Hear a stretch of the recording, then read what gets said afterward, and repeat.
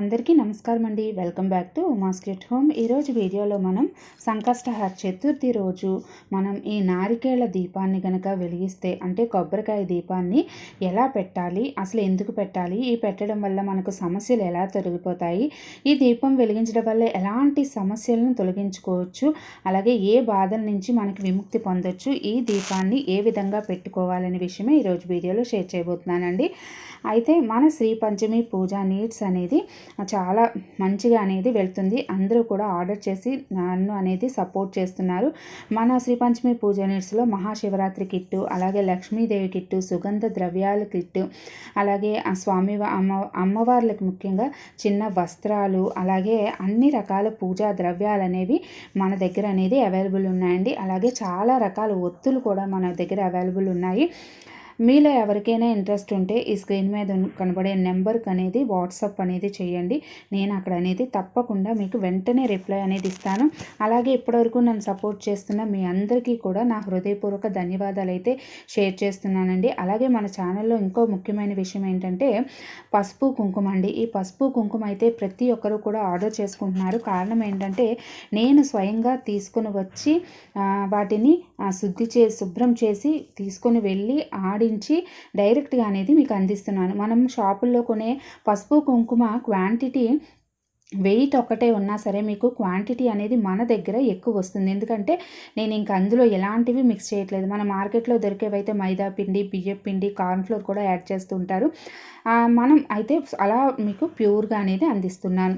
సరే, ఇప్పుడు నారికేళ దీపానికి మనం ఏం చేయాలంటే కొబ్బరికాయను అనేది తీసుకోవాలండి. ఈ కొబ్బరికాయ కొంచెం లేతది కాకుండా ముదురుగా ఉండేది, చక్కగా ఉండేది తీసుకోండి. అంటే మళ్ళీ కుళ్ళిపోతే ప్రాబ్లం కదా, అందుకని తీసుకొని దాన్ని ఏం చేస్తారంటే ముందుగా కొంచెం పసుపు కుంకుమ వేసిన నీటిలో అనేది శుభ్రంగా కడిగి తీసుకోండి. ఎందుకంటే దాన్ని మనం శుద్ధి చేస్తున్నాం. నారికేళ దీపం అనేది చాలా పవిత్రమైనదిగా మనం భావించే ఒక దీపారాధన అండి. ఈ దీపారాధన మన సమస్యలు తొలగించుకోవడానికి వెలిగించే దీపారాధన. ఈ విధంగా చక్కగా మనం ఆ కొబ్బరికాయను అనేది కడిగి ఈ వెనక భాగం పీచు ఉంటుంది కదా, ఆ పీచు భాగం వైపు ఉన్న దాన్నే మనం దీపం వెలిగించాలి. ముందుగా ఆ స్వామివారికి, ఆ విఘ్నేశ్వరుడికి నమస్కారం చేసుకోండి. నా యొక్క ఈ కొబ్బరికాయ ఏ విధంగా అయితే పగులుతుందో అదే విధంగా నా సమస్యలన్నీ తొలగిపోవాలి అని చెప్పి మనస్ఫూర్తిగా వేడుకొని దాన్ని అనేది రెండుగా అనేది పగలగొట్టండి. ఆ తర్వాత కిందనున్న పీచును అనేది తీసేయండి. ఇటువైపు సైడ్ మాత్రమే మనం దీపాన్ని వెలిగిస్తాం. ఇంకొక ముక్క ఏం చేయాలని చెప్పి నేను వీడియోలో షేర్ చేస్తాను. ఇంకా తర్వాత ఒక ఇత్తడి కానీ, వెండి కానీ, రాగి కానీ ఒక ప్లేట్ తీసుకోండి. స్టీల్ది కాకుండా చక్కగా మధ్యలో స్వస్తిక్ వేసి కుంకుమ పసుపుతో చక్కగా అలంకరించండి. ఇది కూడా ఈ పసుపు కుంకుమ మన ఛానల్లో ఉండే పసుపు కుంకుమేనండి. ఆ తర్వాత ఇక్కడ బియ్యాన్ని అనేది వేసుకోండి. చక్కగా ఒక 3 గుప్పిళ్ళ బియ్యాన్ని అనేది వేసుకోండి.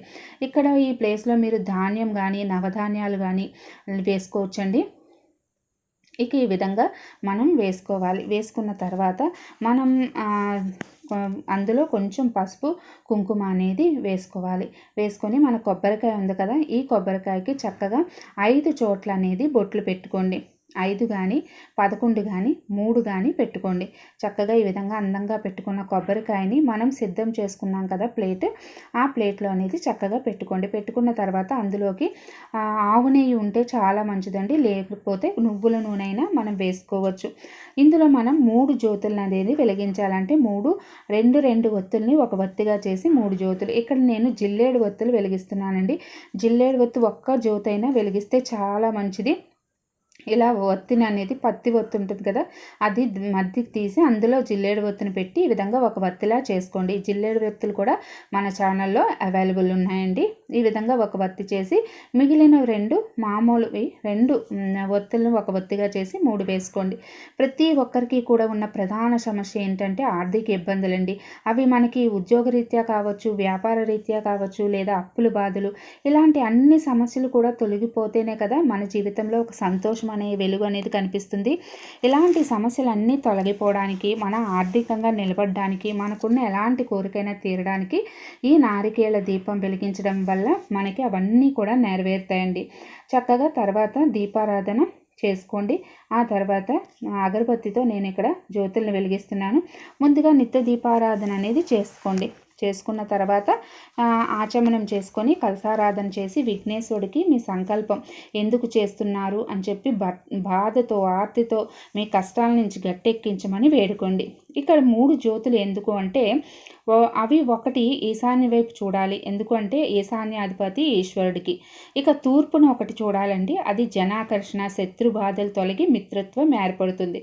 ఇక 3వది ఉత్తర దిశ, కుబేర దిశ అండి, ఆర్థిక ఇబ్బందులు తొలగి సిరి సంపదలు మనకి నెలకొల్లడానికి. ఆ తర్వాత దీపం వెలిగించే కొన్ని అక్షంతలు వేసి నమస్కారం చేసుకొని పూజ అనేది ప్రారంభించాలండి. ఇంకా తర్వాత ఇక్కడ నేను విఘ్నేశ్వర అష్టోత్తరం అయితే ఇక్కడ చదువుతున్నాను. మీరు అది చదవచ్చు, లేదు అంటే సంకటనాశనం గణేష్ స్తోత్రం కానీ, రుణ విమోచక స్తోత్రం కానీ అవన్నీ చదువుకోలేము అనుకున్న వాళ్ళు ఓం ఘం గణపతియే నమః అని చెప్పి ఆ మంత్రాన్ని కూడా మీరు చదువుతూ మీరు అర్చన లేదా ఆ అష్టోత్తరం అనేది చేసుకోండి. ఆ తర్వాత ధూపం దీపం అనేది స్వామివారికి భక్తి శ్రద్ధలతో చూపించండి. ఈ విధంగా చూపించాలి. చూపించిన తర్వాత మనం స్వామివారికి నైవేద్యం అనేది చూపించాలి. నైవేద్యం కింద మీరు ఉండ్రాళ్ళు, చలిమిడి, వడపప్పు, పరమాన్నం, పాయసం, పులిహోర ఏదైనా చేయొచ్చండి. ఇక మనం ఒక కొబ్బరికాయ పై ముక్కు ఉంది కదండి, దాంతో మీరు ఏదైనా నైవేద్యం చేసి స్వామివారికి నివేదించవచ్చు. లేదు అంటే ఇలా ఆ కొబ్బరికాయ ముక్కలో ఒక బెల్లం ముక్క పెట్టి స్వామివారికి అనేది నివేదన చేయండి. ఆ తర్వాత పళ్ళు, తాంబూలం అనేది స్వామివారికి సమర్పించండి. ఈ విధంగా మనం పూజ అనేది చేసుకోవాలి. ఇక తర్వాత స్వామివారికి ఇలా ఒక 5 సార్లు చూపించి నమస్కారం చేసుకోండి. ఇక కర్పూర నీరాజనం అనేది స్వామివారికి చూపించాలి. కర్పూరంతో స్వామివారికి హారతి అనేది ఇవ్వండి. ఇక దీపం కొండెక్కిన తర్వాత మనం ఏం చేయాలి అంటే అది కూడా నేను మీకు షేర్ చేస్తానండి, ఎందుకంటే అందరికీ వచ్చే సందేహం అది. ఇక కర్పూరం అనేది ఈ విధంగా మనం పెట్టుకున్నది నేను ఇప్పుడైతే దేవుడి గదిలో చేసుకుంటున్నానండి. మీరు ఒక పీఠం పెట్టి పీఠం మీద కూడా మీరు పూజను చేసుకోవచ్చు. సంకష్టహర చతుర్థికి చేసుకుంటే చాలా మంచిది. ఈ విధంగా కర్పూరాన్ని కూడా కర్పూర నీరాజనం సమర్పించి ఆ తర్వాత మంత్రపుష్పాన్ని సమర్పించండి. ఇక నేను ఇక్కడైతే ధూప్ స్టిక్తో ధూపం కూడా చూపిస్తున్నానండి.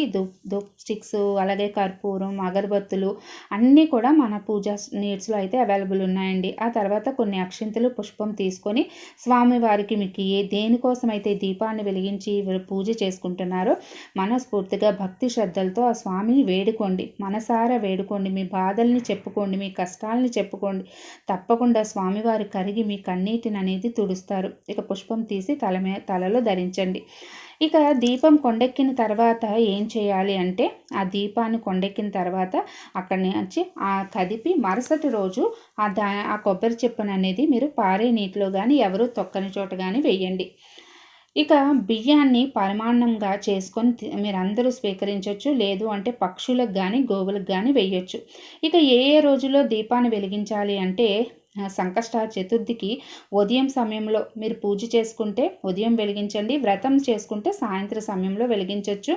ఇక వారాహిదేవికి వెలిగించవచ్చు పంచమి రోజు, సోమవారం శివుడికి వెలిగించవచ్చు, కార్తీక మాసంలో వెలిగించవచ్చు, శివరాత్రికి వెలిగించవచ్చు, మాస శివరాత్రికి వెలిగించవచ్చు. ఇలాగ కేదారేశ్వర నోము కూడా ఈ దీపాన్ని వెలిగించవచ్చండి. ఇక ఎన్ని సంకష్టహర చతుర్థులు వెలిగించాలంటే 3 కానీ 5 కానీ 9 కానీ 11 కానీ 21 కానీ మీ యొక్క సంకల్పాన్ని బట్టి వెలిగించండి.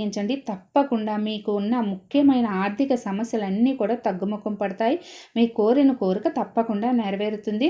అయితే దీపాన్ని ఎక్కడ వెలిగించవచ్చు అంటే పూజా మందిరంలో వెలిగించవచ్చండి. లేదంటే మీరు పీఠం ఏదైనా పెట్టుకుంటే అక్కడ వెలిగించవచ్చు. లేదు అంటే గుడిలో కూడా మీరు దీపారాధన చేయొచ్చండి. ఇది చాలా చాలా శక్తివంతమైన ఒక పరిహారం అనే కూడా మనం చెప్పొచ్చండి.